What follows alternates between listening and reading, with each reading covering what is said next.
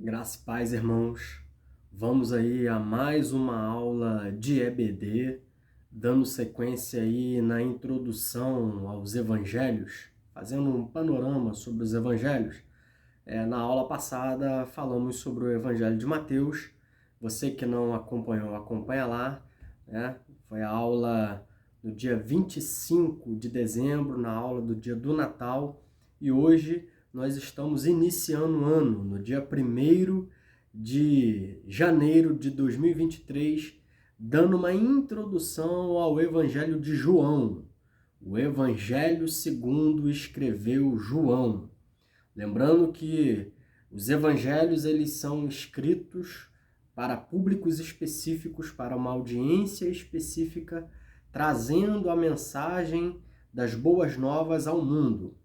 E hoje eu vou estar fazendo uma abordagem ao Evangelho de João, que é o evangelho mais lido no mundo, é o evangelho mais conhecido, é nele que nós temos aí os principais textos que vou mencionar no decorrer dessa aula. O Evangelho de João vale a pena ler, vale a pena estudar, é um evangelho muito espiritual, ele é riquíssimo e vale muito a pena. Se você pegar para ler do início ao fim, todo o Evangelho de João, você vai gastar em média 2 horas a 2 horas e 10 minutos. O autor desse evangelho é o próprio João, é chamado de o discípulo a quem Jesus amava. Escrito por volta do ano 90 da era cristã, o Evangelho de João ele foi o último livro, perto ali também do livro de Apocalipse, a ser escrito, porque é o mesmo autor. Então, João, ele vai escrever o seu evangelho já quase no final da sua vida, e a fonte que ele vai usar para escrever são as próprias memórias. É o Espírito Santo trazendo a ele a memória daquilo que Jesus tinha feito. João, ele escreve de forma ampla e profunda. Os primeiros 3 evangelhos, Mateus, Marcos e Lucas, eles se concentram em descrever os acontecimentos da vida de Jesus. E João, ele vai focar no significado desses eventos. João, ele vai ser mais profundo. João, como eu disse, é o evangelho mais lido no mundo. É como a gente adentrar no Santo dos Santos. É como a gente entrar no interior do templo, além do véu, e enxergar que Jesus é o Filho de Deus. E a gente enxerga isso no Evangelho de João. João ele vai ser muito específico, tudo para ele vai ter um significado. Até os milagres que ele vai descrever no decorrer do seu evangelho vai ter um significado. João ele seleciona 7 milagres. Ele não descreve milagres de forma aleatória, mas ele busca um significado naquilo que ele quer escrever para os seus ouvintes. E o primeiro milagre é a transformação da água em vinho, que está lá em João 2. O segundo milagre é a cura do filho de um oficial, que está lá em João 4. A cura do paralítico em Betesda é o terceiro milagre. A multiplicação de pães e peixes, que está lá em João 6, é o quarto milagre. A caminhada sobre as águas, em João 6 também, do 12 ao 21, é o quinto milagre. A cura de um cego de nascença, lá em João 9, vai ser o sexto milagre. E por último, o sétimo milagre, para fechar aqui os milagres no Evangelho de João, está lá em João 11, que é a ressurreição de Lázaro. O foco está em apresentar Jesus como o Filho de Deus. É o evangelho que tem por finalidade apresentar Jesus como o Filho de Deus. E para corroborar com essa tese, né, ao estudar o Evangelho de João, de que o objetivo principal dele é apresentar Jesus como Filho de Deus, o Deus encarnado, João também ele seleciona 7 afirmações para dar então a base da revelação de Deus, né, através de Jesus como o próprio Deus vivo que habitou entre nós. Lá em Êxodo 3:14, é onde Deus ele se revela a Moisés como o grande eu sou. Quando perguntam o nome de Deus, ele fala, o meu nome é Eu Sou. Então vai ser muito significativo no Evangelho de João essas afirmações de Jesus dizendo eu sou. E é após ouvir essas afirmações que os líderes judeus vão fazer o link com o Antigo Testamento, lá com o Pentateuco de Moisés, o livro do Êxodo mais especificamente, e eles vão se irar, eles vão cultivar um ódio tão grande dentro de seus corações, porque eles vão dizer que Jesus está fazendo uma blasfêmia, porque só quem pode dizer eu sou é Deus. Então Jesus está se fazendo de Deus? Mas que negócio é esse? Então João ele vai selecionar 7 afirmações em que Jesus diz eu sou para provar a divindade dele para a sua audiência. E os judeus vão querer matá-lo. Pois bem, a primeira afirmação está lá em João 6,35, quando Jesus diz, eu sou o pão da vida. Então ali Jesus ele dá essa primeira afirmação que já causa polêmica, porque ele vai falar que o verdadeiro maná, o verdadeiro pão que ele havia multiplicado, na verdade não é tão importante assim. O alimento físico não é tão importante assim, mas o pão mais importante é o pão da vida. Então aquele que se alimenta dele é que recebe esse alimento espiritual. E ele disse, eu sou o pão da vida. Eu sou o sustento espiritual para saciar a alma da humanidade. A segunda afirmação está lá em João 8,12, que é, eu sou a luz do mundo. Por isso que o Evangelho de João ele é recheado desses significados espirituais, porque quando ele diz, eu sou a luz do mundo, João ele está dando sequência ao início do seu Evangelho, quando ele diz que no início ele era a luz dos homens, e a luz veio para clarear as trevas. Nele não existe trevas, ele é a luz do mundo, que alumia o caminho para o homem encontrar a salvação. Terceiro, em João 10,9 ele diz, eu sou a porta. Então ele usa a palavra da porta, que era a porta por onde as ovelhas entravam para o aprisco, e ele diz, eu sou a porta. Por quê? É somente através dele é que nós encontramos o caminho da salvação. Em João 10,11 ele também vai dizer, eu sou o bom pastor. Ele é o bom pastor, que as ovelhas ouvem a sua voz e o seguem. Então ele diz, eu sou o bom pastor. Os outros são ladrões e salteadores, mas ele é o bom pastor. Em João 11,25 ele diz, eu sou a ressurreição e a vida. Para consolar as irmãs de Lázaro a respeito da morte dele, ele traz a responsabilidade para ele e diz, eu sou a ressurreição e a vida, e aquele que crê nele, ainda que morra, viverá.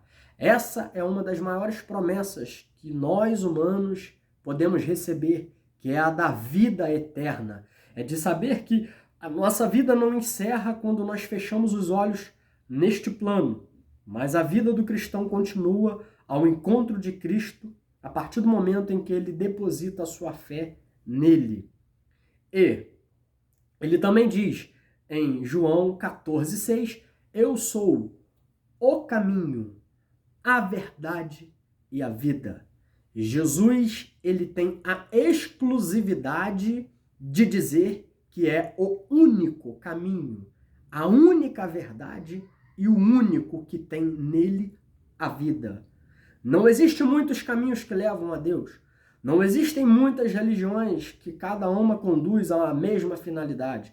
Jesus ele diz, eu sou o artigo definido singular, o único caminho. Ele é a única verdade absoluta. Vivemos um tempo onde a verdade ela é relativizada, mas Jesus é o único que tem a autoridade de dizer, eu sou a verdade e a vida. E por último aqui, encerrando, as 7 declarações do eu sou, está lá em João 15, quando Jesus diz, eu sou a videira verdadeira. Eu sou a videira verdadeira. É necessário estar nele para ter a vida. Então, as obras de Jesus e seus discursos remetem para a conclusão definitiva de que ele é o Filho de Deus. O Evangelho de João, diferente dos outros evangelhos, vão focar mais nos discursos de Jesus. E aqui, dando uma passeada, né, pelo Evangelho de João para trazer alguns comentários, não tem como falar em apenas uma aula sobre todos os evangelhos, não tem como, sobre todo o Evangelho de João, não tem como aqui a gente fazer uma exegese, uma exposição completa do Evangelho. Então, eu vou fazer aqui de alguns pontos que eu considero muito importantes para que a gente possa ter, então, essa visão panorâmica do Evangelho de João. O Evangelho que foi escrito para crentes de todas as épocas, né? O Evangelho mais universal, diferente do Evangelho de Mateus, que foi escrito principalmente para os judeus, o de Marcos, que foi escrito para os romanos, o de Lucas, que foi escrito para os gentios pagãos. O Evangelho de João, ele é o mais universal. Então, dando sequência aqui, no Evangelho que escreveu João, no capítulo 1, aqui, ele já começa falando sobre a eternidade de Jesus. O Evangelho de João, ele não vai trazer genealogia, como o Evangelho de Mateus, não vai trazer genealogia como o Evangelho de Lucas, que são genealogias terrenas, que mostram a origem terrena de Jesus. Aqui João, ele vai focar na eternidade de Jesus, ou seja, ele não teve princípio de dias. No começo, aquele que é a palavra já existia, ou seja, Jesus, ele existia antes de tudo. Antes do planeta Terra ser formado, Jesus, ele já existia.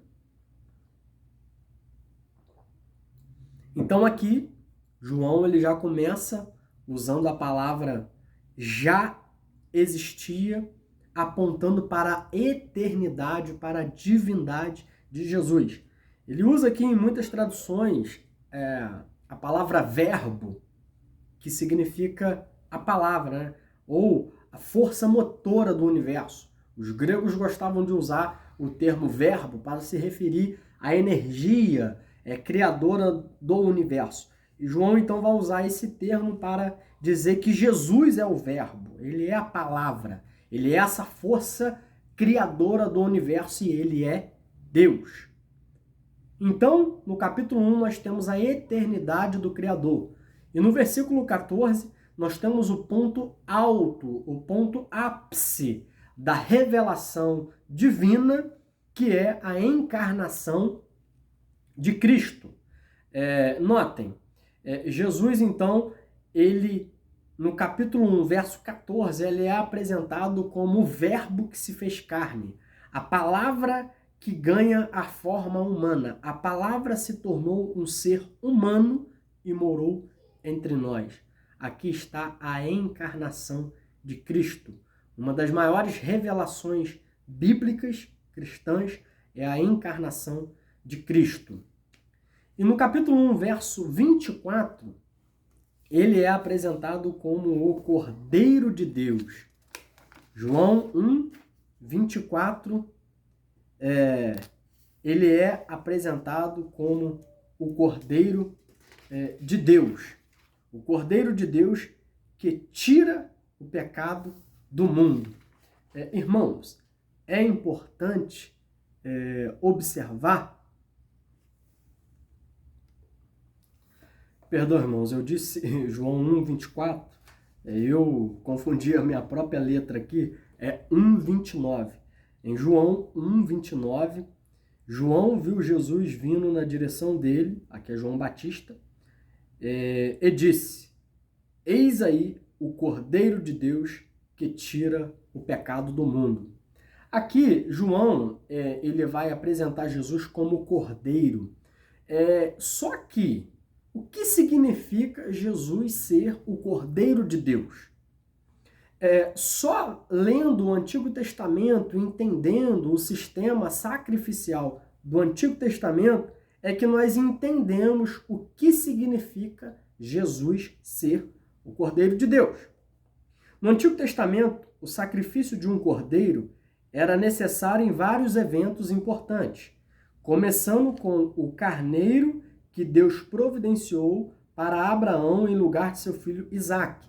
Lá em Gênesis 22, quando Deus ele pede para que Abraão sacrifique o seu próprio filho para provar a fé de Abraão, quando Abraão está prestes a sacrificar o seu próprio filho para Deus, em obediência à ordem divina, aparece um carneiro preso lá nos arbustos, então aquele carneiro é sacrificado no lugar de Isaque.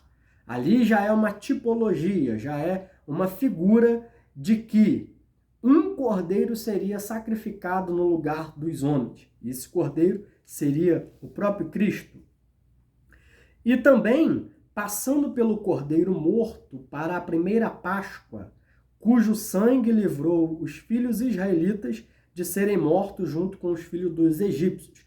A gente encontra isso lá em Êxodo, capítulo 12, quando Deus ordena a Moisés que um cordeiro fosse morto e o sangue fosse passado nos umbrais da porta, para que o anjo da morte passasse pelo Egito e poupasse os filhos dos israelitas.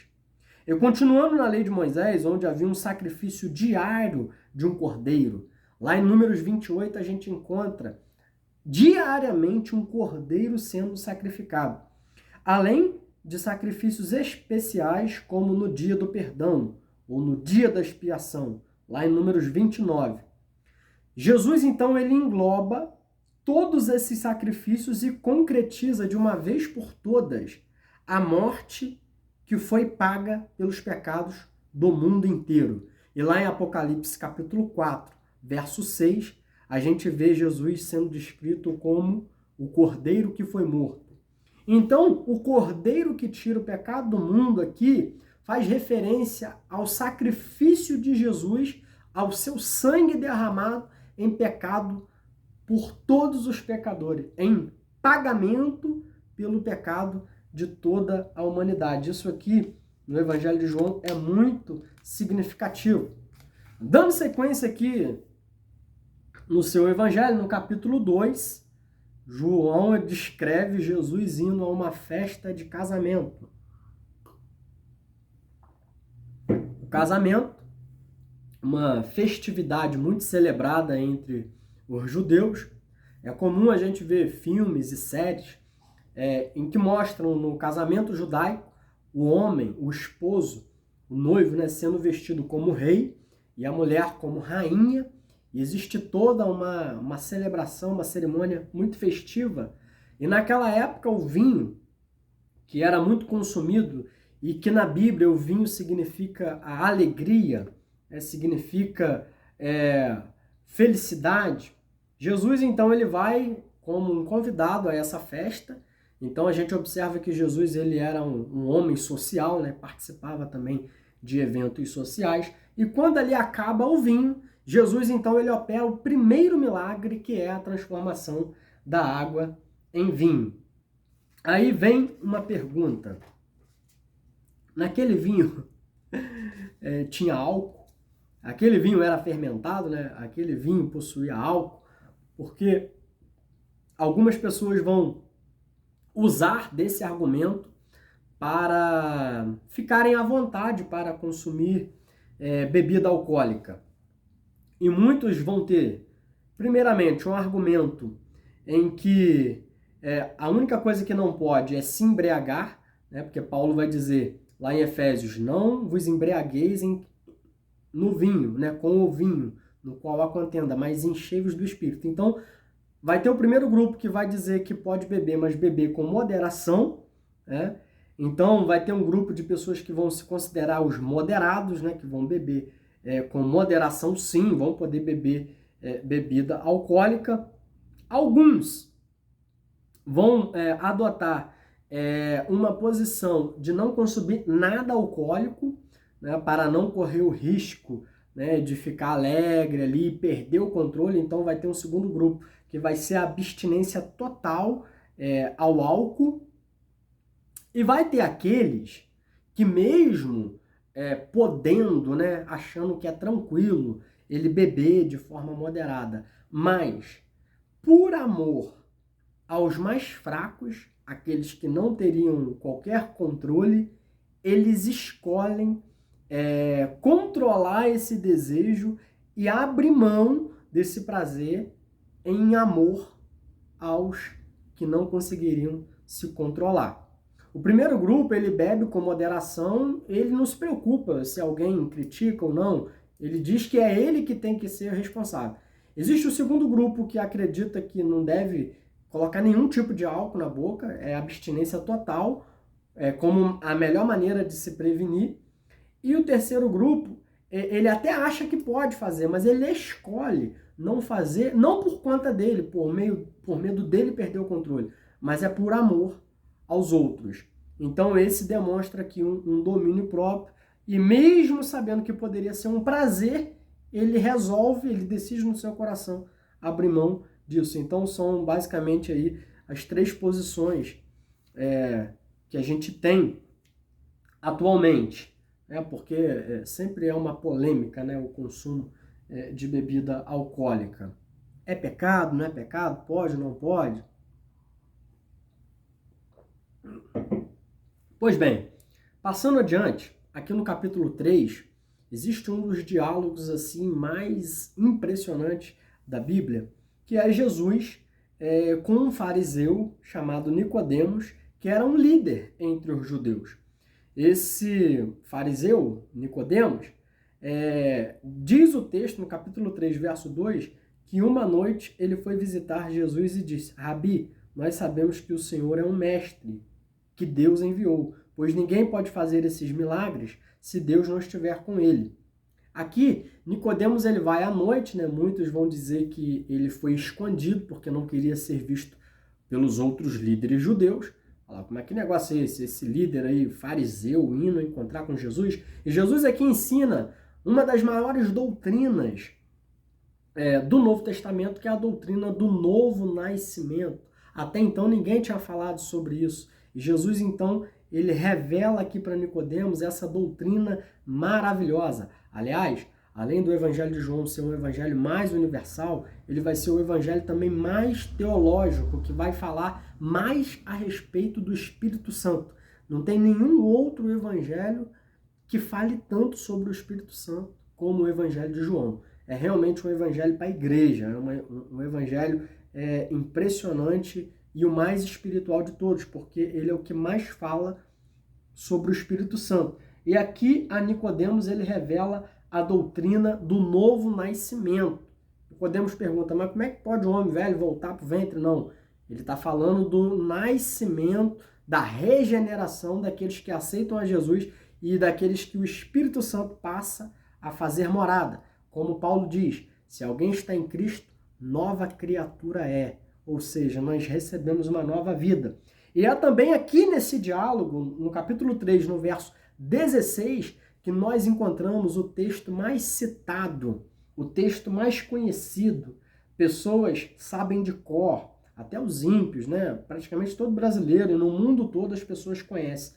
João 3,16, que mostra o objetivo aqui do Evangelho. Porque Deus amou o mundo de tal maneira que deu o seu Filho unigênito para que todo aquele que nele crê não pereça, mas tenha vida eterna. Pessoas usam camisas com essa estampa, pessoas fazem tatuagens com João 3,16. E essa expressão ela surge no meio desse diálogo com Nicodemos. É fantástico aqui as revelações que a gente tem no Evangelho de João. E dando sequência aqui nesse texto, né, de que Deus amou o mundo de tal maneira, ele diz assim, pois Deus mandou o seu Filho para salvar o mundo. Então todo aquele que nele crê não entra em condenação, vou estar falando nisso mais à frente, mas recebe a vida eterna. Dando sequência aqui no Evangelho de João, no capítulo 4, nós temos também aqui um diálogo de Jesus com a mulher samaritana.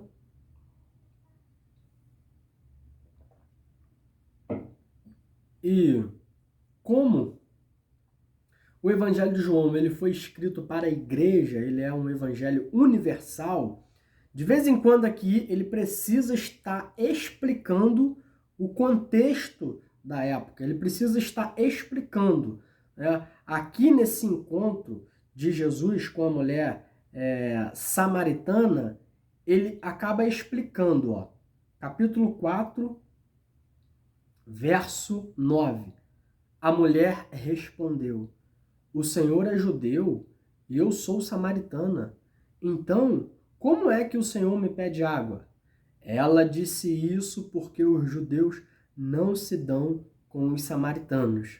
Então, João aqui, o evangelista, ele explica por quê. A audiência não era uma audiência judaica. Poderia ser alguns judeus, mas também era um evangelho mais amplo, para a igreja universal. Então, quem não conhecesse do contexto da época precisava de algumas explicações que ele vai dando aqui no decorrer de seu evangelho. João, então, ele explica isso, né? E é aqui no Evangelho de João também, no capítulo 4, nesse diálogo aqui com a mulher samaritana, é que vai ter uma das maiores revelações também a respeito de Deus, que é Jesus dizendo que Deus é espírito. E ele procura as pessoas que o adorem em espírito e em verdade. Jesus ele vem trazer um novo tempo, onde não é apenas no templo, como era lá em Jerusalém, que era um lugar sagrado, não era apenas nas sinagogas, mas em qualquer lugar do mundo, a pessoa que recebe o Espírito Santo pode se dobrar diante de Deus, adorar a Deus aonde quer que ele esteja, seja na sua casa, seja no alto de uma montanha, seja na igreja ou fora da igreja. Nós somos agora o templo do Espírito. E onde quer que haja um cristão, ali há um templo de adoração. Então, nós podemos adorar a Jesus em qualquer lugar que a gente esteja. Interessante aqui, irmãos, ainda no capítulo 4, no versículo 8, diz que os discípulos de Jesus tinham ido até a cidade comprar comida. Então, Jesus ele ficou a sós ali com essa mulher samaritana e pôde ter todo esse diálogo, pôde evangelizar ela. Eu fiz um comentário aqui na minha Bíblia, quando estava lendo essa passagem, que tem assuntos que imaturos não podem presenciar. Os discípulos aqui tinham ido comprar comida, então Jesus ali ficou a sós. Tudo indica que João foi o único que permaneceu, ou pelo menos de longe ali, porque ele tomou conhecimento desses eventos aqui para poder registrar, mas a observação que eu fiz é essa. Tem assuntos que imaturos não podem presenciar. Tem que sair de perto, tem que ir comprar comida, tem que caçar alguma coisa para fazer, porque tem conversas que pessoas imaturas não podem presenciar. Os discípulos aqui, por dois motivos. Por Jesus estar falando com uma mulher, a sós, né? Que negócio é esse de Jesus aí dialogando com a mulher? Essa mulher aí vai, né? O mestre vai cair aí com essa mulher, né? Pode correr o risco aí de ser tentado com essa mulher, porque era uma mulher já que já estava já no quinto casamento, né? Era uma mulher assim que dava umas pernadas de vez em quando, né? E também era uma mulher samaritana, e os judeus não se comunicavam com os samaritanos, né? Havia essa rixa aqui. Então, Jesus ele está falando com uma pessoa que não se dá com a gente aqui, e ainda uma mulher de caráter aqui duvidoso. Então, Jesus, o melhor momento para ele ter essa conversa é quando os discípulos estão longe, para não atrapalhar, né? E aqui no final, os discípulos, como eles tinham ido comprar pão, eles voltam e perguntam se o mestre comeu alguma coisa. E no capítulo 4, no versículo 34, ele diz: a minha comida é fazer a vontade daquele que me enviou. Aqui Jesus novamente traz essa lição espiritual de que a comida, ou seja, de que o mais importante a se fazer é ganhar almas, é dar atenção à alma. As necessidades físicas ficam sempre em segundo plano. Aqui João, através dessas palavras de Jesus, vem mostrando qual é a verdadeira importância que nós devemos dar às almas. Aquilo que realmente é prioridade. Fazer a vontade de Deus é sempre prioridade em relação às vontades humanas e às necessidades físicas. Comer é necessário? É necessário. Só que fazer a vontade de Deus é muito mais necessário, é muito mais importante. E é isso que Jesus, então, ele vem aqui nos ensinando com os seus discursos. Né? Interessante, irmãos, que no capítulo 5, no versículo 24, Jesus ele também faz uma afirmação que vai ser uma afirmação assim poderosa. Ele diz o seguinte: eu afirmo a vocês, e isto é verdade, quem ouve as minhas palavras e crê naquele que me enviou tem a vida eterna. Não será julgado, mas passou da morte para a vida. Jesus está dizendo aqui que é mais importante crer no que ele diz do que naquilo que ele faz. Jesus ele fez muitos milagres. Mesmo assim as pessoas não acreditaram nele. E ele está dizendo aqui, mais importante do que crer naquilo que eu faço aqui, porque eu faço milagre, porque eu multiplico o pão, porque eu curo ali o cego, o aleijado, mais importante do que crer nos milagres é crer naquilo que eu falo. Porque o que eu falo é verdade. E o que eu falo é a palavra do próprio Deus. Então, vocês precisam crer naquilo que eu falo. Porque crendo naquilo que eu falo, vocês terão a vida eterna e não passarão por julgamento. Irmãos, é importante aqui frisar que existe basicamente 2 julgamentos. Eu gostaria aqui de falar rapidamente, aproveitando essa palavra de Jesus aqui, de que aquele que crê nele tem a vida eterna e não entra em julgamento. Existe um julgamento que nós, cristãos, os salvos, vão enfrentar. Um julgamento. E esse julgamento, Paulo, ele fala sobre isso nas suas cartas aos Coríntios. Mais especificamente, em 2 Coríntios capítulo 5, verso 10, ele diz assim: porque todos nós temos de nos apresentar diante de Cristo, para sermos julgados por Ele. E cada um recebeu o que merece, de acordo com aquilo que fez de bom ou de mal nessa vida. Então, o julgamento que o crente enfrenta é o julgamento do tribunal de Cristo. É o único julgamento que nós vamos enfrentar, que nós vamos ter que encarar. Só que esse julgamento aqui que Paulo está falando, ele é um julgamento só para os salvos. Não é um julgamento para o ímpio. Aqui é só os salvos, aonde tudo aquilo que a gente faz para Deus, tudo aquilo que a gente faz por meio do nosso corpo, tudo aquilo que a gente fala, todas as nossas ações serão julgadas. E não somente as nossas ações, aquilo que a gente faz e fala, mas também a intenção do nosso coração e a intenção da nossa mente. Qual é a motivação com que eu ensino? Qual é a motivação pela qual eu sirvo a Deus? Pela qual eu vou aos cultos? Pela qual eu me empenho para realizar as obras na igreja? Né? Será que eu vou só porque eu sou escalado para fazer? Eu faço por obrigação? Ou eu faço com amor? Ou eu faço com prazer? Será que realmente eu faço para Deus? Ou eu faço para ser visto pelos homens? Qual é a motivação? No Evangelho de Mateus, como foi dito na aula passada, né? Os fariseus, até a oração eles faziam para ser visto pelos homens. Até as esmolas que eles davam para ser visto pelos homens. Até o jejum que eles praticavam, faziam cara de cansado, né? Para se mostrar mais espirituais, para ser visto pelos homens. Com qual a motivação que você canta? Com qual a motivação que você toca? Com qual a motivação que você lidera uma célula? Com qual a motivação que você faz a obra de Deus? Com qual a motivação que você faz o que você faz? É para ser visto pelos homens ou é para Deus? É nesse dia que será tudo avaliado. E tem aqueles que não fazem nada para Deus, né? Mas, irmãos, a partir do momento em que a gente entende o que Jesus fez por nós, a gente se sente constrangido em maneira de gratidão, em maneira de reconhecer todo o bem que nos foi feito.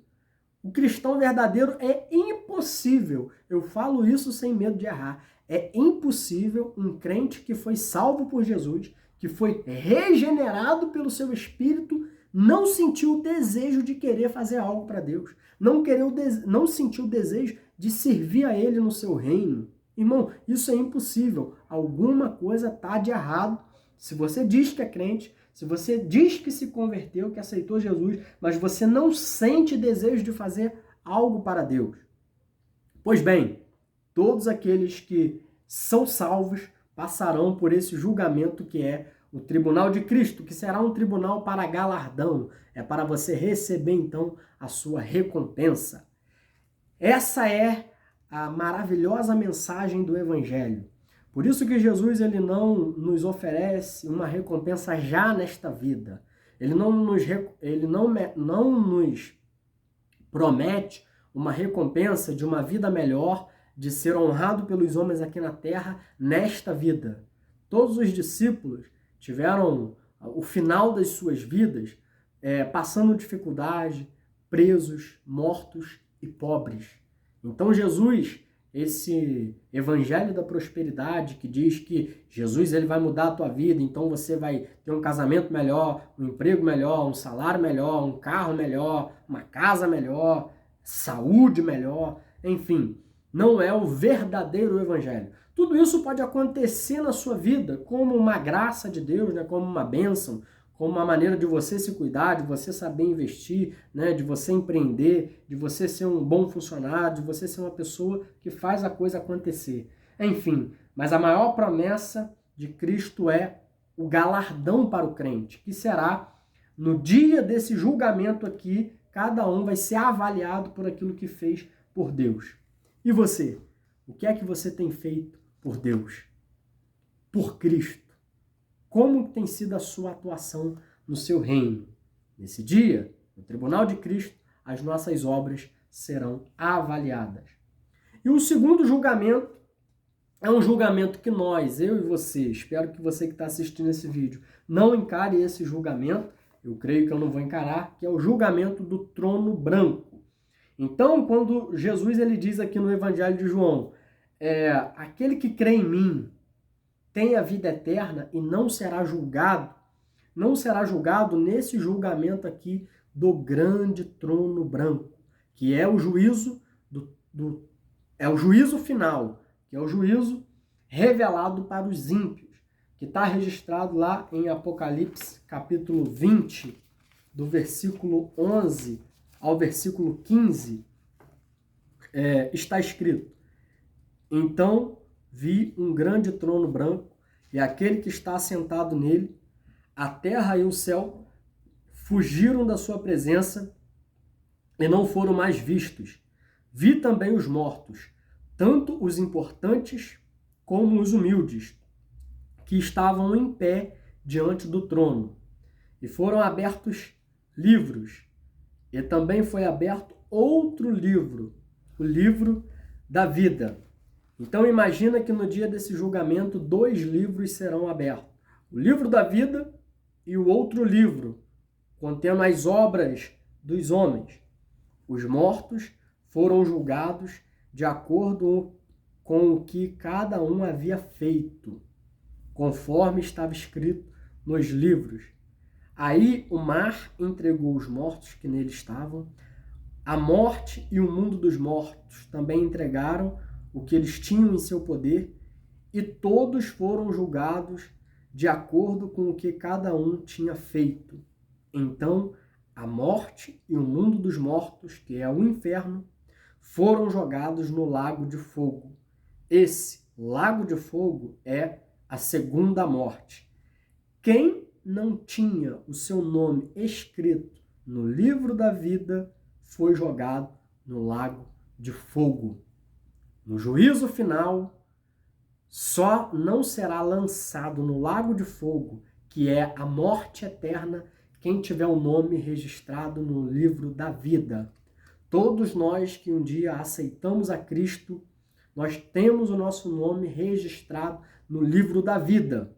O nosso nome está registrado no livro da vida e o nome de quem não está registrado no livro da vida está em outro livro, que é esse livro aqui que contém o memorial das ações das pessoas.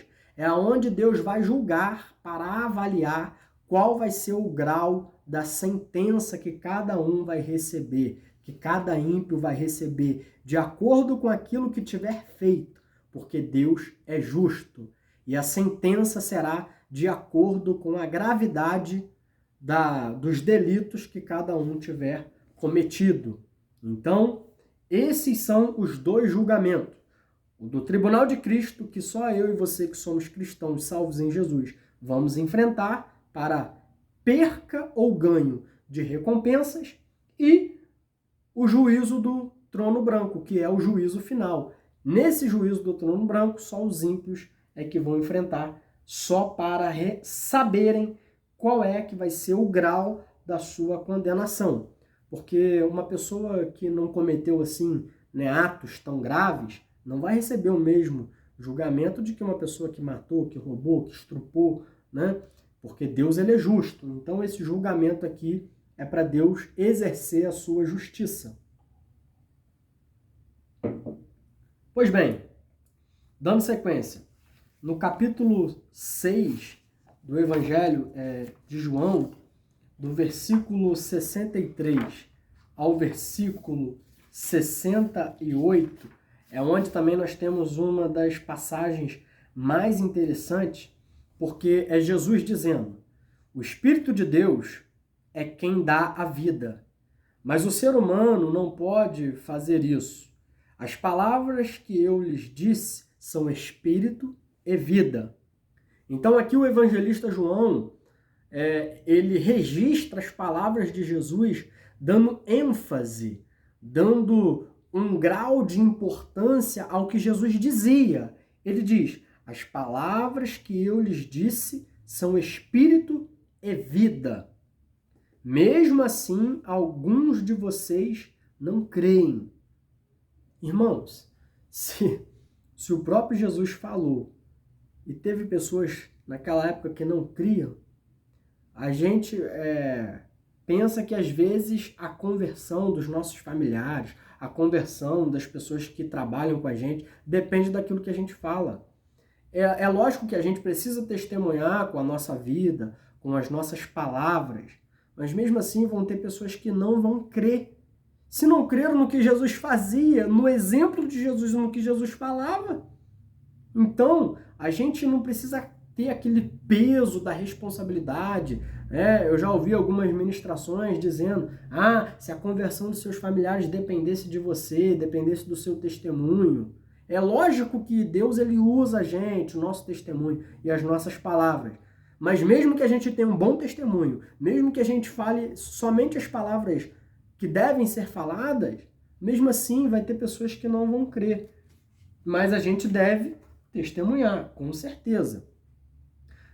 E aqui nesse discurso, é interessante que, por causa desse discurso aqui, muitas pessoas deixaram de seguir Jesus. E Jesus disse então aos seus discípulos: vocês querem ir embora também? Aí Pedro toma, a iniciativa e responde: para onde iremos nós, se só o Senhor tem palavras de vida eterna? Capítulo 6, versículo 68. É uma das expressões assim também mais lidas, mais conhecidas. É Pedro dizendo: para onde iremos nós? É só o Senhor Jesus que tem palavras de vida eterna. Buda não tem palavras de vida eterna. Maomé não tem palavras de vida eterna. Allan Kardec não tem palavras de vida eterna. Mao Tse Tung não tem palavras de vida eterna. Não, Dalai Lama não tem palavras de vida eterna. O homem mais sábio que você possa aí imaginar, Confúcio, não tem palavras de vida eterna. Mahatma Gandhi não tem palavras de vida eterna. É só Jesus. Jesus é o único que é o caminho, a verdade e a vida. E o único que traz salvação ao homem. É o único que pode nos conceder a vida eterna. No capítulo 7 do Evangelho de Mateus, ele sai para um lugar e, nessa altura, os líderes judeus já queriam matá-lo. Nessa altura também, nem os seus irmãos criam nele. Veja, irmãos, capítulo 7, verso 5 diz que até os irmãos de Jesus não criam nele. Veja como foi para Jesus ali, mesmo os seus irmãos vendo ele operar alguns milagres, multiplicação dos pães e dos peixes já tinha ocorrido, e nem os seus irmãos tinham fé nele. Então, irmãos, o Evangelho de João ele nos traz muitos ensinamentos, porque mostra ali que Jesus ele era realmente um homem comum, era um homem como outro homem qualquer, e os seus irmãos não acreditavam até aqui, esse momento, que ele era o Filho de Deus. E no capítulo 7, versículo 16, quando Jesus está lá no meio da festa, no capítulo 7, versículo 17, ele diz: quem quiser fazer a vontade de Deus saberá se o meu ensino vem de Deus ou se falo em meu próprio nome. Quem falar em seu próprio nome está procurando ser elogiado, mas quem quer conseguir louvores para aquele que o enviou, esse é honesto e não há falsidade nele. Então aqui, nesse momento, Jesus está dizendo que ele não está falando no seu nome, mas ele está falando no nome daquele que o enviou, né? E nesse momento aqui, os líderes judeus já desejavam matá-lo. Aquilo que Jesus falava incomodava a liderança hipócrita da época. E no último dia da festa, ainda no capítulo 7, no versículo 37, Jesus, no último dia da festa, ele diz: se alguém tem sede, vem a mim e beba. E como dizem as Escrituras, rios de água viva vão jorrar do coração de quem crê em mim. E aqui João ele dá a explicação no verso 39. Jesus estava falando a respeito do Espírito Santo, que aqueles que criam nele iriam receber. Como eu disse, irmãos, o Evangelho de João é o evangelho que mais fala sobre o Espírito Santo, né? Vamos dar sequência aqui. Eu não vou falar aqui, tem o capítulo 8, que é o episódio que Jesus ele perdoa a mulher que é flagrada em adultério, que também tem uma das declarações mais conhecidas, né? Aquele que não tem pecado, atire a primeira pedra. Aqui, já passando para o capítulo 11, fazendo aqui menção rapidamente a um texto que é muito conhecido, né? É um dos menores versículos, acho que é o menor versículo da Bíblia, que é João 11, 35, que diz que Jesus chorou, né? Ao tomar conhecimento ali da morte de Lázaro. Jesus ele ficou muito comovido, então aqui mostra a humanidade de Jesus. E também a ressurreição de Lázaro vai ser o último milagre relatado por João. Então João ele começa lá com a transformação da água em vinho e ele termina com a ressurreição de Lázaro. No Evangelho de João também que ele vai falar sobre a ressurreição, né? Vai trazer essa doutrina da ressurreição, ou seja, o nosso corpo um dia, mesmo depois da morte, se Jesus não voltar, nosso corpo será ressuscitado e nós receberemos um novo corpo para a vida eterna ou para a morte eterna. Então aqui Lázaro vai ser usado também como exemplo, né? Através da doutrina da ressurreição. Então João, né, como eu disse no início, ele escolhe 7 milagres para mostrar ali o sentido, o objetivo do seu escrito, que era apresentar Jesus como Filho de Deus. Interessante também, irmãos, observar aqui no capítulo 13, Jesus, ele lavando os pés dos discípulos. Jesus aqui usando um exemplo de liderança servidora. Era aquilo que ele esperava dos seus discípulos. Então, se ele lavou os pés dos discípulos, ele mostrou que aquele que tem a grandeza, aquele que é mestre, aquele que é líder, ele deve servir. Ele deve ser aquele que toma a iniciativa para servir ao rebanho. Ele não deve ter o desejo de ser servido, mas aquele que é grande no reino é aquele que serve. E Jesus mostrou isso através do exemplo dele. E no capítulo 14 é onde a gente tem a declaração de Jesus. É uma declaração escatológica, é uma declaração onde ele faz menção aqui à volta dele, ao arrebatamento. Eu já disse em outra ocasião em que o único evangelho e o único lugar onde Jesus ele fala sobre o arrebatamento é no Evangelho de João, capítulo 14. Ele fala de deixar, né, a paz, ele fala de deixar aqui, não fiquem aflitos, creiam em Deus, creiam também em mim. Na casa de meu pai há muitas moradas, e eu estou indo para lá preparar o lugar. Capítulo 14, verso 3, ele diz: depois que eu for e preparar o lugar para vocês, voltarei e os levarei comigo, para que onde eu estiver, estejais vós também. Então Jesus aqui no capítulo 14, ele faz essa promessa maravilhosa, que depois que ele subisse aos céus, ele voltaria para nos levar para esse lugar, para estarmos para sempre com ele. Então Tomé perguntou: Senhor, nós não sabemos onde é que o Senhor vai. Como podemos saber o caminho? Tomé, né? Lembra daquele que duvidou da ressurreição de Jesus? Aí ele perguntando para Jesus aqui, qual é o caminho, Senhor? E Jesus disse: eu sou o caminho, a verdade e a vida. E ninguém vem ao Pai a não ser por mim. Jesus está dizendo: eu sou a porta de acesso à salvação. Eu sou a porta de acesso a Deus. Não existe nenhum outro meio do homem se chegar a Deus.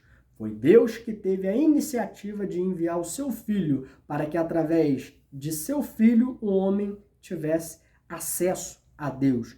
Só existe um mediador, um intermediário, um elo de ligação, uma ponte entre o homem e Deus. E esse homem é Jesus. Artigo definido: o caminho, a verdade e a vida. Esse é Jesus. E é aqui no capítulo 14 também que ele fala da promessa de que ele iria para o Pai, mas ele enviaria o Consolador, o Espírito Santo, que o mundo não pode receber, porque o mundo não o conhece. Mas todo aquele que crê em Jesus recebe o Espírito Santo, que é o Consolador. E o capítulo 14, verso 21, ele vai dizer: a pessoa que aceita e obedece os meus mandamentos prova que me ama. Quando alguém diz que ama a Deus, mas não segue os seus princípios, não segue a sua palavra, não se importa em obedecer a sua palavra, esse amor é da boca para fora. Se alguém diz que acredita em Deus, que crê em Deus, é uma fé morta, se não segue os seus mandamentos. A prova de amor a Deus é seguir os seus mandamentos. Amar a Deus acima de todas as coisas é crer que Deus enviou Jesus e que Jesus é Deus, é o Deus Criador, é o Deus Salvador, é o Deus Senhor. Ele requer dos seus filhos obediência. E a essa pessoa que me ama será amada pelo meu Pai, e eu também o amarei e lhe mostrarei quem sou. Então, a única forma de realmente amar a Deus de verdade é seguir os seus mandamentos. E a única forma de ser amado por Deus é seguindo os seus mandamentos. Não tem como ser amado por Deus se a gente não segue os seus mandamentos. No capítulo 15 aqui, nós temos Jesus falando a respeito da videira, que ele é a videira, e que sem ele não tem como fazer nada, nada de bom e aceitável por Deus. Irmão, entenda isso. A gente tem que tomar um cuidado muito grande quando a gente foca demais uma vida correta, né, uma vida boa, uma vida honesta, uma vida de fazer o bem, quando a gente foca em boas obras, na conduta.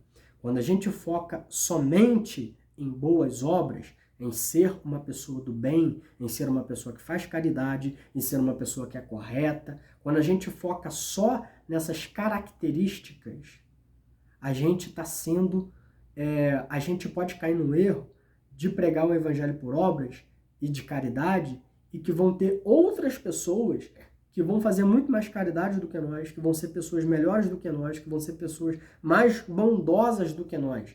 Jesus diz, sem mim nada podeis fazer, nada de bom que o homem faz é aceitável por Deus se não for através de Cristo. Jesus diz aqui no capítulo 15, sem mim nada podeis fazer. É somente em Jesus é que as nossas boas obras serão aceitas por Deus. E as nossas boas obras, irmãos, inevitavelmente vai entrar em conflito com os valores e princípios do mundo. É por isso que ele vai dizer aqui no capítulo 15, versículo 18, Jesus continuou, se o mundo odeia vocês, lembrem que ele primeiro odiou a mim. Se vocês fossem do mundo, o mundo amaria vocês. Mas como vocês não são do mundo, o mundo vai vos odiar. O mundo, irmãos, está em rebelião contra Deus. O mundo não vai se converter, o mundo não vai melhorar, o mundo não vai ser transformado. O que é transformado é a nossa mente.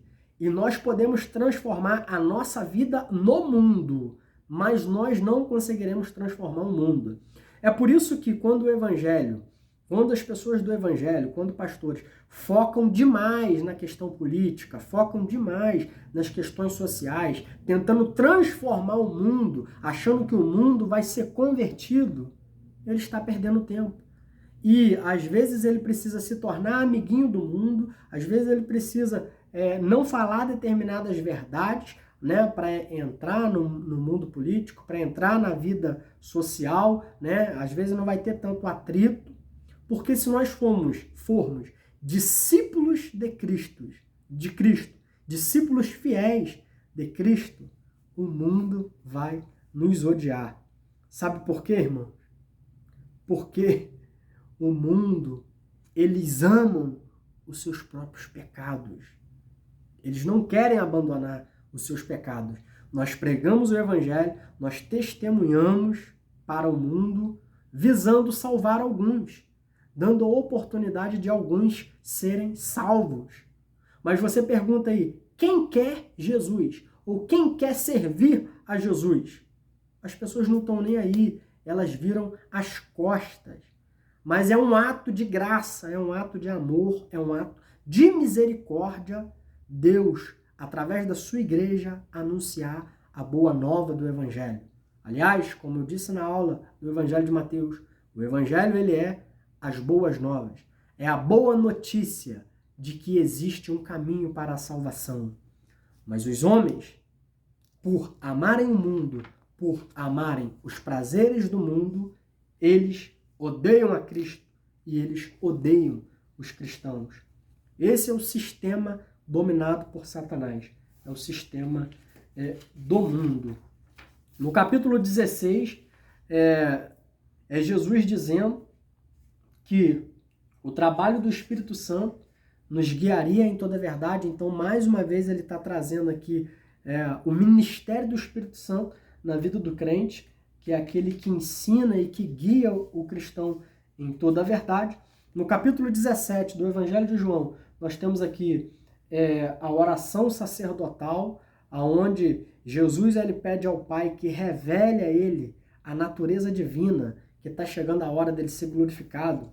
Então, ele pede para que o Pai leve ele novamente para ele ter aquela glória, para ele ter aquela majestade que ele tinha lá no princípio, antes dele ser encarnado. Jesus aqui ele roga ao Pai para que ele possa ter novamente aquela comunhão, aquela glória que ele tinha lá no princípio. E ele revela ao mundo, né? Ele revela aos seus discípulos essa glória e mostra aos discípulos, e ele roga em favor dos discípulos. E, irmãos, Deus sempre ouve a oração de Jesus. E Jesus ele diz aqui: eu não peço neste momento para que os tire do mundo, mas para que os livres do mal. Por quê? Haveria ainda a necessidade dos discípulos evangelizarem, haveria ainda a necessidade do mundo tomar conhecimento dessa boa notícia da salvação. Então seria necessário os discípulos permanecerem no mundo. E Jesus, então, aqui ele intercede como sumo sacerdote, como aquele que intercede pelos cristãos. E hoje, Jesus ainda está à direita de Deus, ainda exercendo esse ministério sacerdotal, que é de interceder por nós como nosso advogado. Quando você peca, quando eu peco, existe um advogado que intercede por nós. E esse advogado é um advogado que nunca falha. E a esse advogado, o Deus dos céus ouve sempre. À medida que nós nos arrependemos e à medida que nós clamamos a Jesus, a Bíblia diz, João, foi o próprio João que escreveu, né? Filhinhos, estas coisas vos escrevo para que não pequeis. Todavia, se pecar, nós temos um advogado justo, Jesus Cristo, o justo, e o seu sangue nos purifica de todo pecado. Então aqui, Jesus, ele tem esse ministério sacerdotal. E aqui em João 17, ele descreve essa função intercessória ainda aqui na terra, mostrando para os discípulos que ele intercedia por eles. Já caminhando para o final, no capítulo 18, nós temos aqui a prisão de Jesus, o julgamento de Jesus diante de Anás, né? Nós temos a negação de Pedro, Jesus diante do grande sacerdote, né?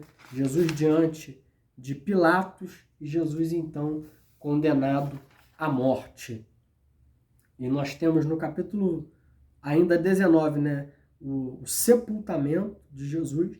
E no capítulo 20, nós temos, então, a sua ressurreição e a sua aparição. E no capítulo 20, verso 30 e 31, está aqui a conclusão, o objetivo do Evangelho de João. Capítulo 20, verso 30, diz assim: Jesus fez diante dos discípulos muitos outros milagres que não estão escritos neste livro, mas estes foram escritos para que vocês creiam que Jesus é o Messias, o Filho de Deus, e para que, crendo, tenham vida por meio dele. Então, o evangelista João, ele descreve aqui, no final do seu evangelho, o objetivo do seu evangelho, de escrever, de registrar, para que nós pudéssemos crer que Jesus ele é o Messias prometido lá pelos profetas de Israel, e que ele também é o Filho de Deus, e que é através da fé nele é que nós temos vida e salvação. Estas são as informações que nós temos através do Evangelho de João. E qual é a atitude que nós tomamos com base nessas informações? Nós cremos ou não cremos? Nosso amado pastor Sérgio trouxe uma palavra poderosíssima na cantata de Natal, dizendo: Jesus nasceu, mas e aí? Qual é a atitude que eu tomo quando eu tomo conhecimento de que o Salvador nasceu? Eu preciso deixar que ele nasça no meu coração. O Evangelho de João nos mostra que ele veio para que crescêssemos nele, para que não entrássemos em condenação e para que usufruíssemos da vida eterna. Que Deus possa te abençoar e que o Evangelho de João venha trazer para você essa substância sólida, espiritual do conhecimento de Deus e que você possa aumentar a sua fé e o conhecimento no Filho de Deus, para que você possa ser motivado pelo Filho de Deus a trabalhar para Ele e ser uma testemunha poderosa de que Jesus é o Filho de Deus, o Salvador da nossa vida. Deus te abençoe e até a próxima.